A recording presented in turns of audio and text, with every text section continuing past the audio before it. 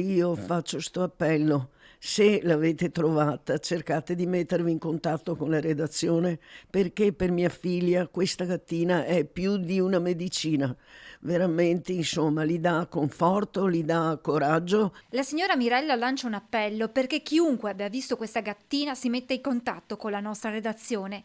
Yuki, è il nome dell'amicia, appartiene alla figlia di Mirella. Per lei lo splendido esemplare di Sacro di Birmania rappresenta molto più che un animale domestico. Da mesi, infatti, la gatta di 4 anni sta aiutando la sua proprietaria ad affrontare un momento molto complicato a causa di una grave malattia. Gli è stata sempre molto vicina, ha avuto un po' di problemi, cose molto... e praticamente la gattina gli ha dato sempre un gran coraggio, gli ha dato una gran forza di poter andare avanti. Nella sua sofferenza ha avuto veramente un regalo di avere una gattina del genere. Yuki, sterilizzata dal carattere docile, è sparita nel pomeriggio di domenica 2 marzo da Breda di Piave, vicino a Treggi Gomme.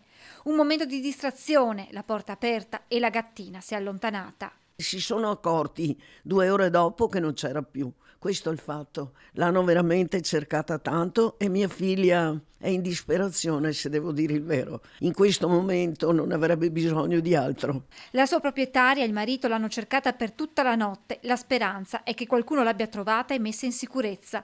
La coppia offre una ricompensa a chiunque riporti la gattina alla sua famiglia. Yuki non esce mai, non è abituata a stare all'aperto, per questo la preoccupazione aumenta con il passare dei giorni. Molto triste, guardi, sta passando un periodo, già passava un periodo così, adesso con questa mancanza è una cosa, non so come spiegarli, guardi, veramente sta soffrendo molto e si augura che qualcuno l'abbia presa su, insomma, ecco.